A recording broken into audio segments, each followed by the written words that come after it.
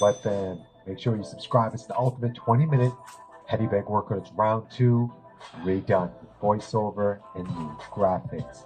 Let's get it going. Work the double jab right away. We are definitely jumping directly into this workout. Throw that 1-1. We're running heavy bag. Have some fun with this one, you guys. Go. Double jab. 1-1. Double jab. 1-1. Tuck that right elbow in nice and tight. See your target. Move around the heavy bag. Let's get into it. Camera on your top left-hand side.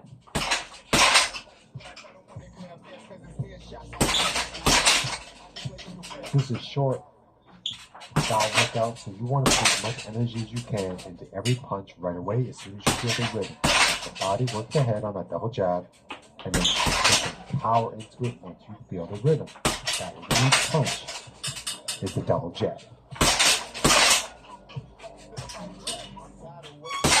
If you're new to the workout, just let your hands go. If you're new to the channel, let your hands go. 1-1. It's a 2-minute round. Bounce on your toes every once in a while. Head movement left to right, 1 minute. Chin down. Hands up, champs. Snap the jab. You can snap the jab, move it to your left, or move it to your right.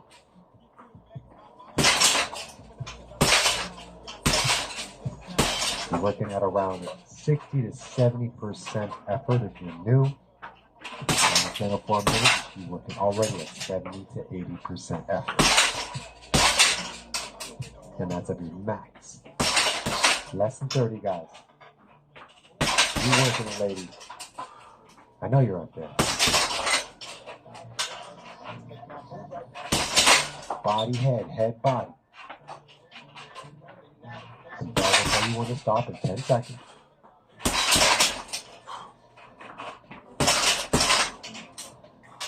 3, 2, 1. All right, guys, round number 2. It's going to happen quick. We're working the 2-3, so that's a rear cross and a lead hook. Leave me a comment. Let me know what you guys think of the session. We'll always keep giving you guys the best content. Ready? Go. Cross, left hook. Cross, left hook. Your rear punches are even and your lead punches, so that hand in the front, are even. So you're throwing a 2-3 on this one. Rear cross, and the left hook is the number 3, which is that lead hook. See your target. Sting them and move.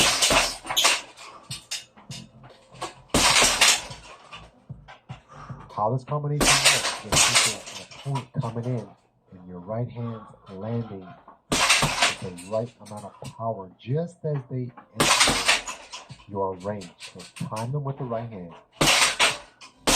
And that lead hook is a little bit further away, so if they start to pull back a little bit, you can still land that left hook.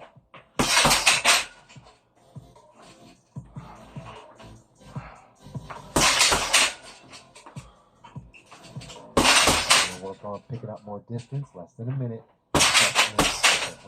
Cross, step with the hook, and then move.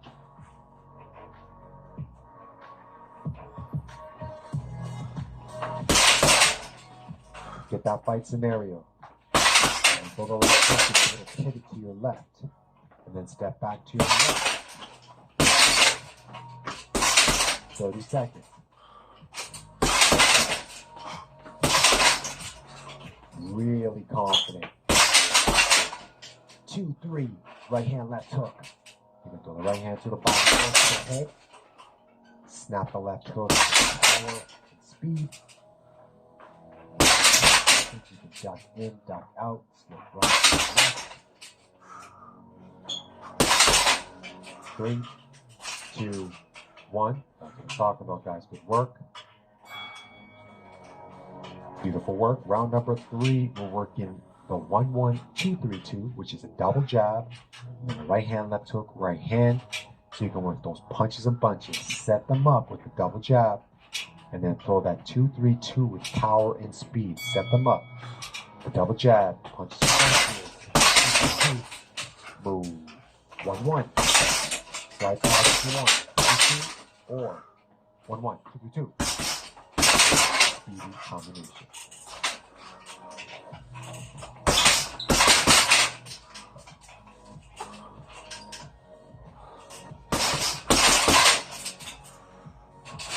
Think of it as setting up your opponent. 5-5-2 because plenty of range. So it's going to be powerful. Have some speed with it. You have to be ready to duck around something coming through. Or you have the ability to do it. So if you want to amp it up a little bit, you have to sit through.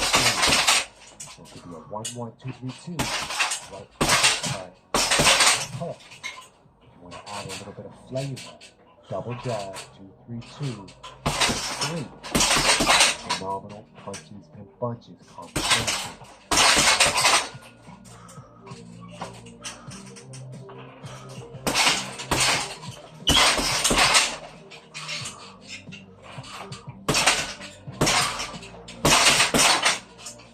Long range, medium range, stay on your legs.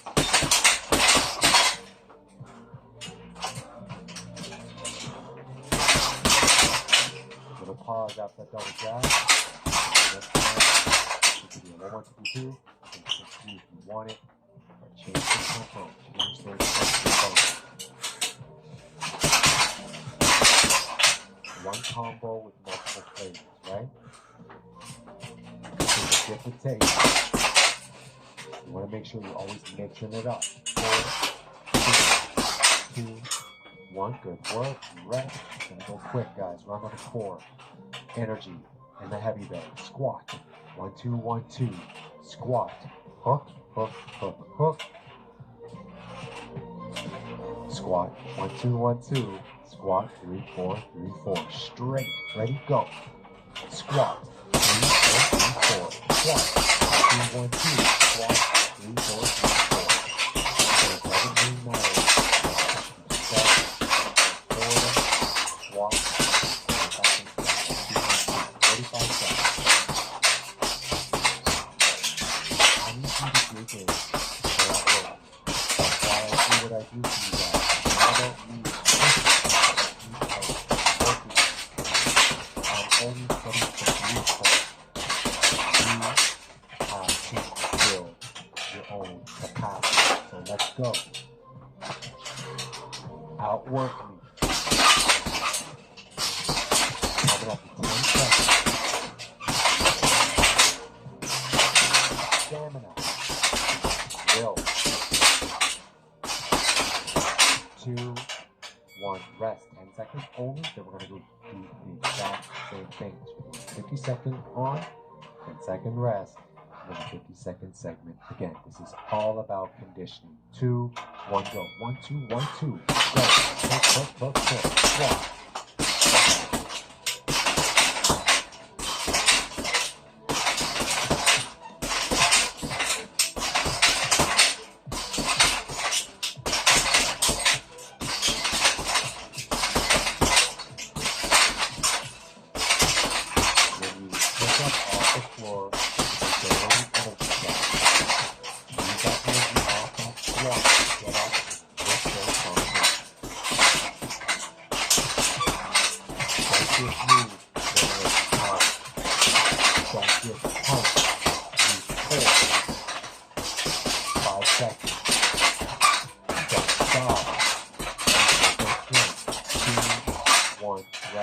Beautiful. Like that. We are moving. Round number 5.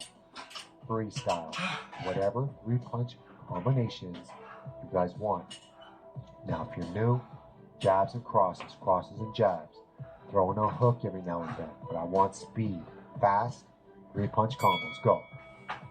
1-1-2. 2-3-2. 3-2. Jab, cross. Hook. Keep it in work. You have that bag, make the bag harder. Feel like you're ripping into the heavy bag, let your hands go. Work the back.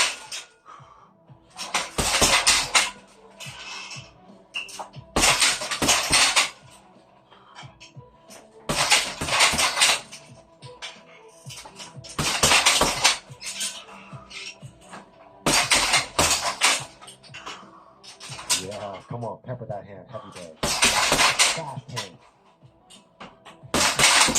You want to feel like a champion here. You want to feel the boss, but you're good on the heavy bag.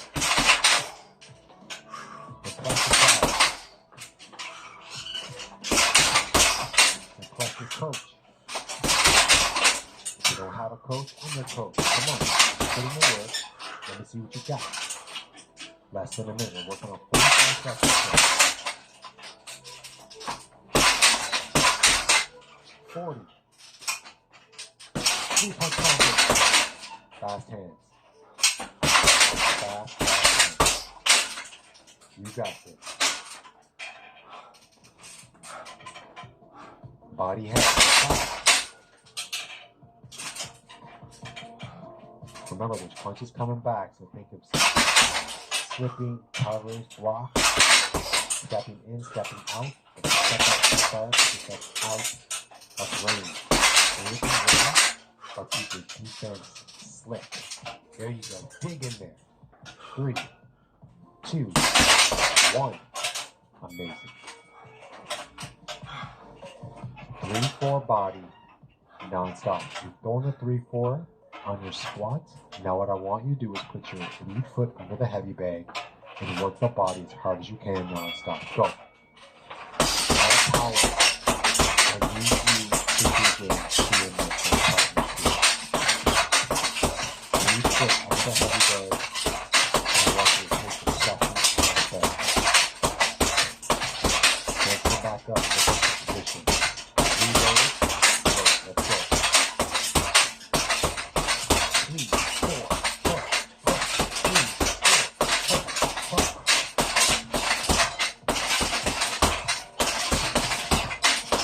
Okay, this is a good video for velocity where we have a good lift and moving at 3, 5, and 6 levels. It's really good at that sensation at the next level. Including hooks for 3 minutes, straight punches for 3 minutes. Hooks and straight punches together for 3 minutes. See what I'm saying? Non-stop. That's what I want you to think about. Take your energy to the next level.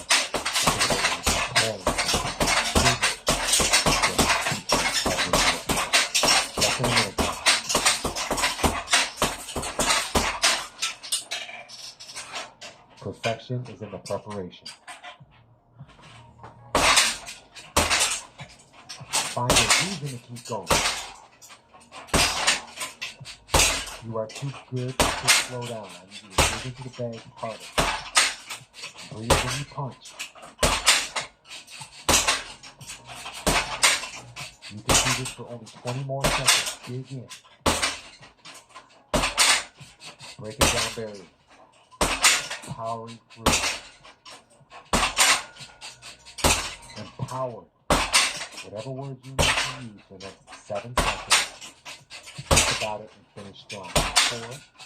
4, 3, 2, 1. Amazing. Really good set. An incredible round. Round number 7. Punches and bunches for speed.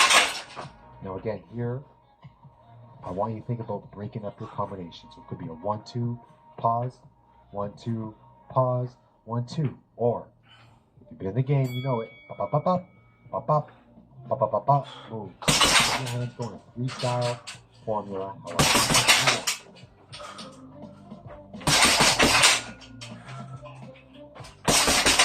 Punches and bunches.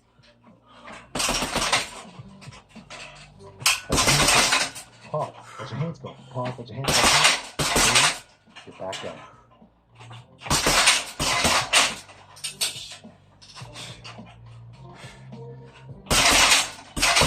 Outside, let your hands go. Move from the outside, let your hands go. Move from the outside in. Right? How fast are your hands?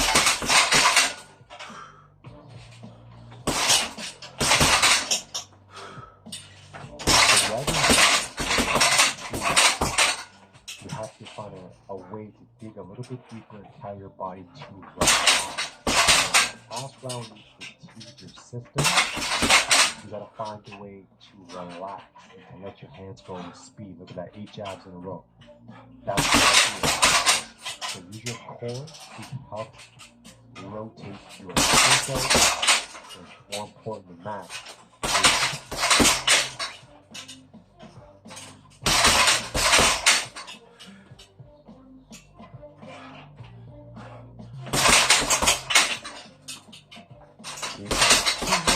Pause. 1, 2. Pause. 1, 2, 3. Mix it up. Very basic combo. That's what works. Or body, head body, head body.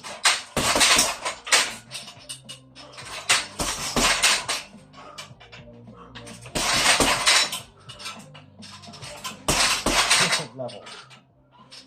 But I think that's about her speed.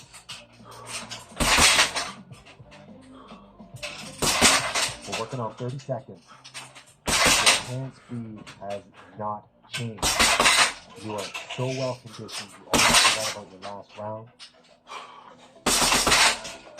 So you're only thinking about the victory after this round because your hands are so fast, so silky, so fluid.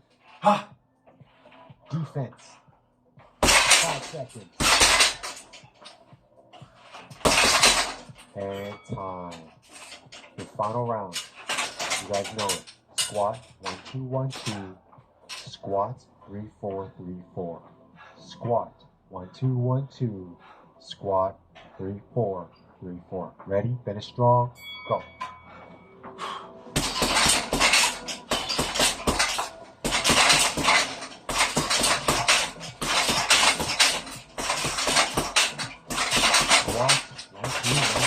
Squat, 3, 4, 3, 4. Squat, 1, 2, 1, 2. Squat, 3, 4, 3, 4.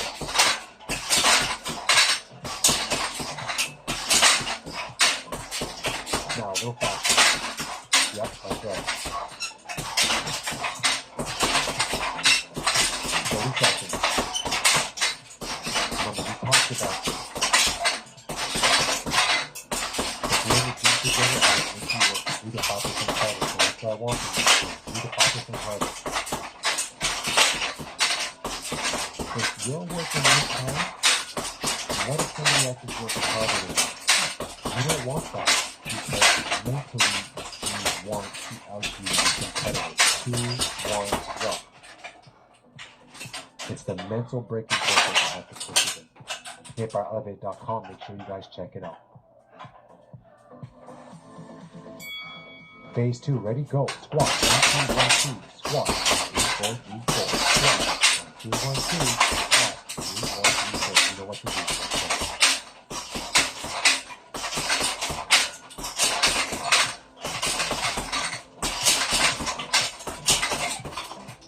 Look at your target, you can target, 30 seconds. Push a little harder, or a lot.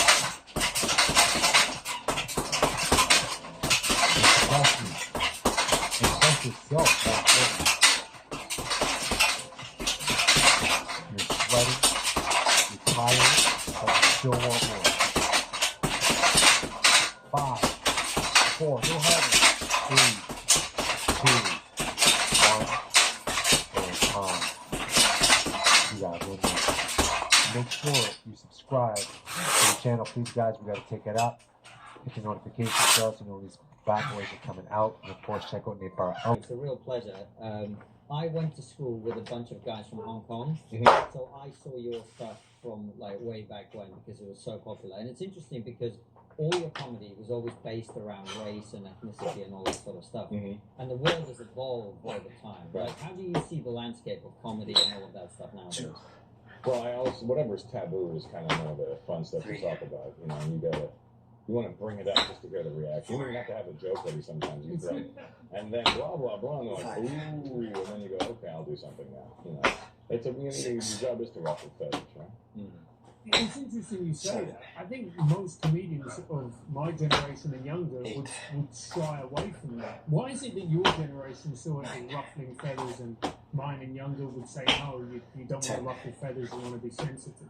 Yeah, no, we're not about being sensitive. We know the truth. We're supposed to tell the truth. That's our job, right? We're the last truth tellers. And the truth is like poetry, and nobody likes something poetry. Well said. So, I know lots of people, obviously, you're very successful and very famous now, but I'm curious to kind of like, how did you get here? What's been the journey through life? 60. You were in the UK scene for a while. And, like, tell us your story a little bit. So I started in 1989. I think I was a year out of high school at that time. I didn't really have any plans. I was DJing. That's how I was making my money. I would DJ at clubs on weekends. And then... what kind of DJ were you? Everything. I played. Back then, you had to play everything. You could not just be I only play this kind of guy, because you had to buy records back then. And if you were only going to buy like house records, you're gonna have to really work hard to get to that position. So you'd buy everything. But personally, I was playing hip hop and R&B. But then I'd also buy house. And I'd have to buy pop records, because if you're playing a party, people are going to hear. I don't want to buy that record. Or buy that record, but it's going to make you money. You got to do it. Dancing Queen, did you buy that? Hell yeah. I had that left over from the 70s. That's a very English thing. Yeah. If you go to a nightclub, you're going to hear Dancing Queen, and you're going to hear some Tom Jones, and some of the old classics from the 70s, which I really appreciate. 1. So you were a DJ. How did that get into doing stand-up comedy? I was boxing as well, and just amateur at the time. But I was like, well, this is never going to work. 4. I boxed, but I wasn't a fighter. You know what I mean? 5. So that's how I always broke it down. I'd go to the gym, and there were guys that were fighters, and then there was guys like me who were going sparring. And we didn't have a problem getting in the ring and sparring with you and getting beat up a little bit, but I wasn't going to get up at 5 a.m. and go running. They'd be like, "Want to come running at 5 a.m.?" I'm like, "I'll see you at 3:30 in the afternoon for some good old-fashioned jump rope." So you were doing that, and then so how did you get into stand-up? Did you do in the traditional way? Was Yuck Yucks a thing back then? I started at Yuck Yucks. It was What was Yuck Yuck? it's a chain of comedy clubs in Canada. They used to be the largest chain of comedy clubs in the world. Yeah. Okay. And so what happened was, the summer of '89, I was working at like Wendy's. I was a shift manager, and then I got fired for not firing somebody. We need you to fire that guy. Why? And I go, come on, man, that's not a reason to fire him. 3. You don't fire him to fire you. I guess you're firing me, because I'm not firing that guy. 4. I think I was too compassionate for that job. Yeah. 5. And then my dad kept asking, what are you going to do? You're not in school anymore. You're not working. What are you going to do? What are you going to do? And my brother, who's 6 years older than me, was like, what are you going to do? And he said, what are you interested in? I go, I don't know. And then one of my cousins, I was at a family party, and I said some funny things. And my cousin Andrew goes, it's funny, man. You should do stand-up. And I was like, interesting. Nobody in my family's ever complimented me, ever. Throughout boxing, throughout DJing, throughout breakdancing, nobody complimented me for anything. 3. And my cousin Andrew was like, just do stand-up. I was like, 4. it's interesting. Because I always listened to stand-up. I've always been a fan of stand-up.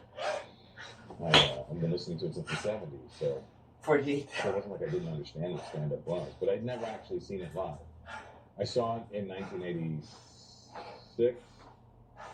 In 1986, I saw Eddie Murphy in Toronto doing the Raw tour. Wow. But it was called Pieces of My Mind at the time.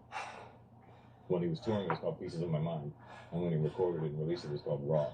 Because I remember going to the theater to see it and going, it's the same concert I just saw. But I was like, oh my God, there's things missing. I saw things that nobody's going to know, you know. So I was a big Carlin fan already, and Cheech and Chong and Steve Martin and all that stuff. So I was listening to comedy a lot. So I was like, Andrew said I should do stand-up. I should try stand-up. He goes, have you ever seen stand-up? And I go, I've seen Eddie Murphy. Have you ever seen real stand-up? Like guys that are in the trenches? And I go, no. So he took me to like this theater sports. It was like an improv show class thing. And I was like, nah, that's not it. And then he took me to Yuck Yucks to see amateur night. And I was like, that's it. And that's what I want to do.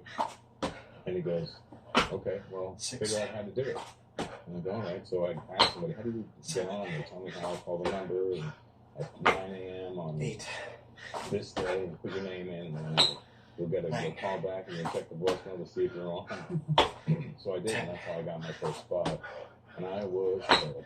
As everybody is when I you hear you guys say that, oh, they dared me to come on, so I came on, and I killed, and the club offered me a weekend. I'm like, that doesn't fucking work like that. This is the real life. This is real life. I don't know what the movie world you're living in. Did you have material, or did you start then think, oh, I'm just going to do 5 minutes off the top of my head and I'll be No, I wasn't that arrogant. 64. Thank goodness. But but I was naive enough to not realize when you first got on stage and hear yourself on a mic, go, "Ooh, boy, I'm the only one in the room. I'm the only thing you can hear in this room, and there's no outside noise. Maybe a plate clanking here and there, but that's about it. You don't hear nothing, and then the audience is just staring at you and waiting." And I was like, it's very different than being the funny guy with your friends, where you're sitting around, there's background noises, somebody talking, there's a phone ringing, all these things you don't pay attention because you're just focused on each other. But when you're on stage for the first time, you notice every single sound in the room. I think I had 5 minutes and I did 3.5 maybe. It was terrible. Did you bomb? Oh, no.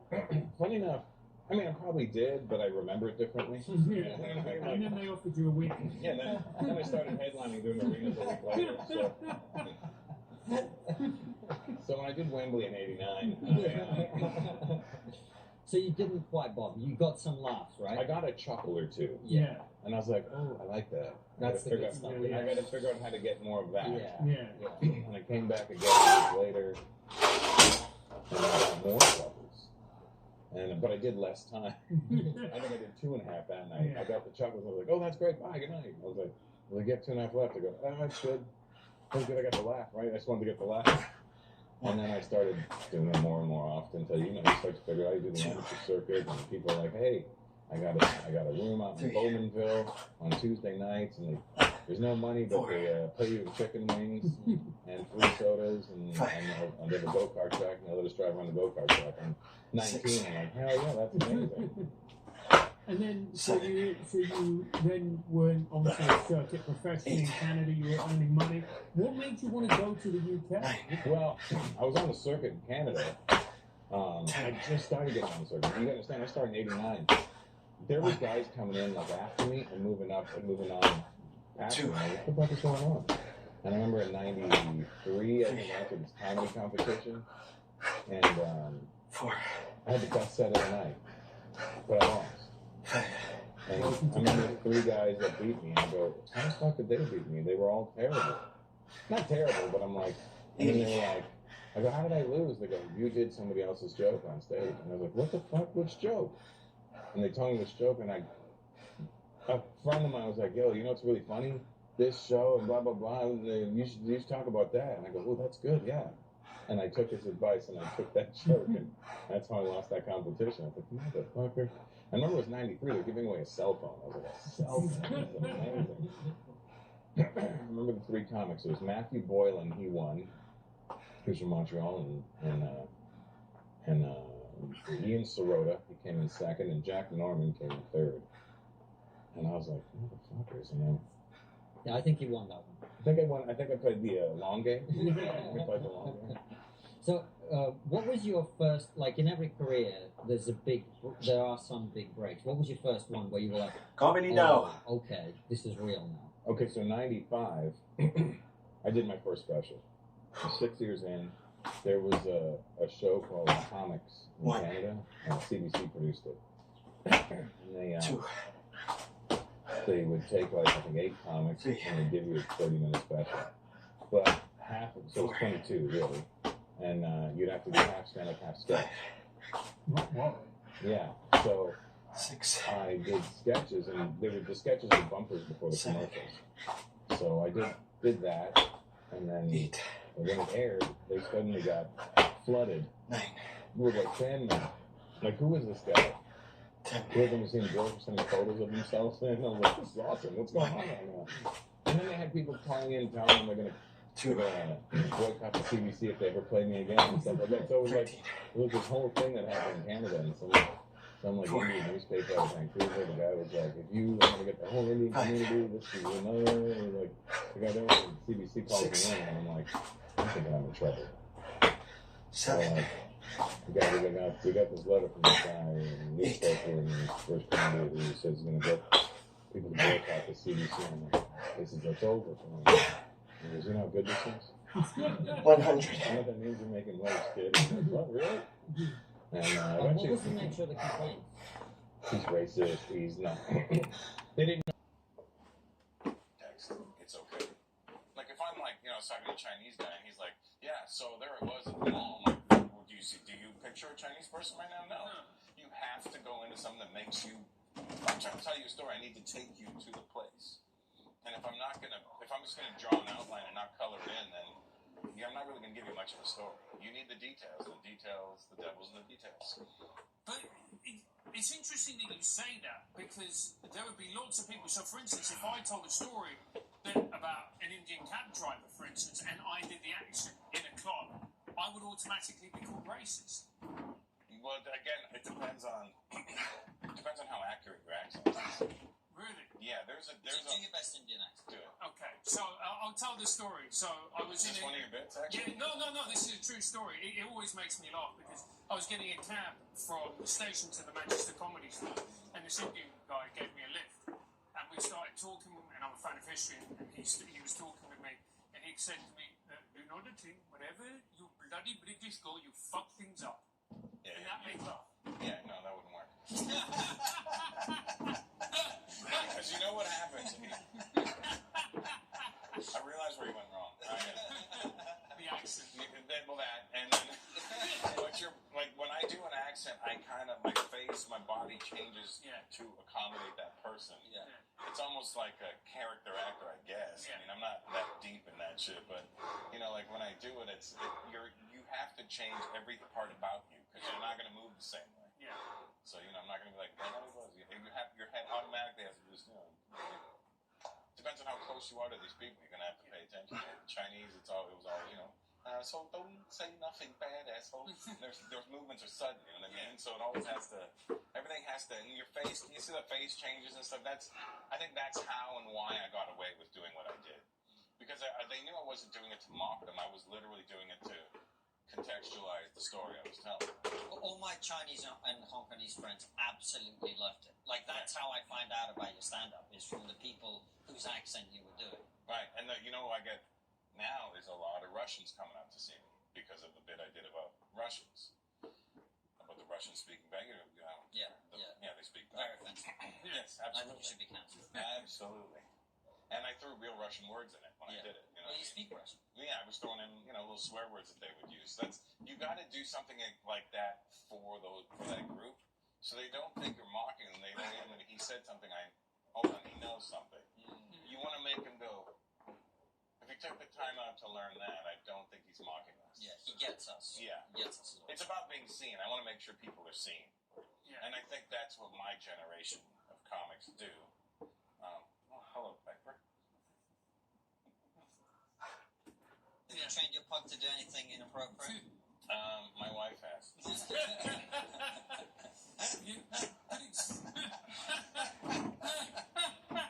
I got the full depth of that joke. But it's interesting that you say that, because it got to a point. You're distracted by the dog. Yeah, no, I'm distracted. I'm distracted by the joke. Right. But you could. No, he's having a breakdown. I'm having a breakdown. But it came to a point I noticed round about sort of 2019 where MCs in a club almost avoided, like, if there was a black person or an Asian person in the audience, because they didn't want to be seen to be racist and they wouldn't take the piss out of them. And I'm like, that's the most racist thing that you can do. Because actually, to take the piss out of them in British culture, that's a sign of love. That's what I say. Yeah. That's exactly what I say. I said that's how our love language is insults. Yeah. Like, if you can walk up to somebody, hey, you cunt, and then like, oh, how you doing, mate? You're like, oh, yeah. Then, oh, he gets it, and I get it, now we're cool. Yeah. I know that this guy's not going to be a dick if I say something to him now. So you do well in Canada. Yeah. And how'd you end up in the UK? Well, so I did the special in 95, and then in it was in the summer of 95, Junior Simpson came to Toronto.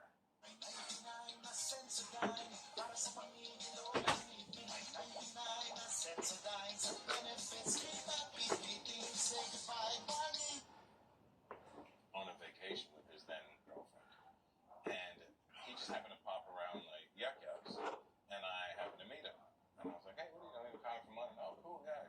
I just want to see the scenery. You want to get on? And I got him on, and I took him around a bunch of different clubs, and I got him on in all these different clubs. And he goes, hey, if you ever want to come to England, I can probably try and get you on there too. So I flew to England that September, and he got me on. I think the first gig was in Reading somewhere. John was Reading? No, it wasn't even John. It was It was a black show that we did, and they had never seen an Indian guy speak Jamaican before. Well, they had. His name was Apache Indian, but he doesn't count. No, so they hadn't seen like this Indian guy who spoke perfect Jamaican. They were like, and I started killing the black rooms in England. And then John, That's fun, aren't they? oh yeah, they were the best back in the day. They were so fun. And then John Keys, I got connected. You know John Keys? No, I don't know. He was Paramount Management or Paramount. He had the same name as Paramount, funny enough, but he was an agent out of London who took me on and started booking me everywhere. Nice. And so you did the London circuit, and you must have gigged at the same time, kind of as Eddie Izzard and all those types of people. Eddie, I remember in '96 I did a TV show. Me and Mitch Hedberg did a Live at Jongleurs when they did that series Live at Jongleurs in '96, and Rick Wakeman from Yes was hosting it. Was it the prog rock band? Yes. Yes. He was hosting. And I did a joke that the audience didn't get. I go, you know, Rick, just so you know, in India your group's name is Hanji. But it was way ahead of its time then. Yeah. We'll be back with Ross in a minute. But first, we've got a message for the gentlemen of our audience from our sponsors, Manscaped. The folks over at Manscaped have been working night and day to bring you a below-the-waist grooming experience like none other with their brand new Performance Package 5.0 Ultra. We've been working with Manscaped for 2 years now. And if, like me, you're a young man about town, and I am young, shut it, and you want to impress the ladies, or gents, then I recommend you take a look at Manscaped to level up your grooming game and boost your confidence. And there's no better way to start than with their brand new Performance Package 5.0 Ultra. Inside the package, you'll find the best trimmer on the market, the Lawnmower 5.0 Ultra. This is Manscaped's 5th generation trimmer and features 2 interchangeable skin-safe blade heads. There's a standard head for taking a little off the top, and a new foil blade for you to go smooth wherever your heart desires. Also inside this package, you get the Weed Whacker 2.0 ear and nose hair trimmer, crop preserver, ball deodorant, crop soother toner, and that's not it. You also get the incredibly comfortable Manscaped Boxers 2.0 plus their newest travel bag. Get 20% off and free shipping with the code TRIGGER20 at manscaped.com. That's 20% off plus free shipping with the code TRIGGER20 at manscaped.com. Manscaped, trim your chesticles with the besticles. They made me say that. So you were gigging with all these guys, and it was Patrice, because he was in the UK at that time, wasn't he? Patrice didn't start coming over really till late '90s, early 2000s. When I was already sleeping on Patrice's couch in '96, though, in Woodbridge, New Jersey, when it was Patrice and Keith Robinson. And then in 2000, when I did Edinburgh, I was doing my shows, but Patrice was out there with Rich Voss and Louis Schaefer. Oh, yeah. Louis Schaefer, not gay. Big shout out to Lewis. Yeah, love Lewis. And what was Patrice like? We asked this question of everybody. Patrice was fucking brutally hilarious, but he wanted to hurt your feelings, and if your feelings didn't get hurt, he'd get mad. Like, he would try to hurt my feelings all the time, but I thought he was so brilliant that I would always laugh because I was a fan of his. And we were friends. I remember in 2005, 4 or 5, we were in Vegas doing this comedy festival, standing backstage, and I'd already started getting a little heat now. And we're standing, Patrice goes, slaps me on the arm. Yo, I'm not saying you're not funny, but you're not funny enough to be getting all the shit you get. And I go, I agree. I go, it could have been you, but just not you, man. And we'd get mad if I laughed when he made fun, like, hurt him. He'd get, what the fuck is wrong with you? I'm like, trying to hurt your feelings. I'm like, you can't. I'm a fan. What made you a fan of his? Just his honesty. Him and Keith Robinson changed the way I do comedy in '96. Because I had that special comics that I was talking about, and I brought it to New York with me on VHS. I said, hey, you guys want to see my new special? Like, yeah. So I put it on, and they watch it, and at the end I go, well, and they go, what the fuck was that? I go, what are you talking about? They go, that was the worst piece of shit I've ever seen in my life. And I go, come on, you're kidding. No, we're not kidding. I go, that shit was popular in Canada.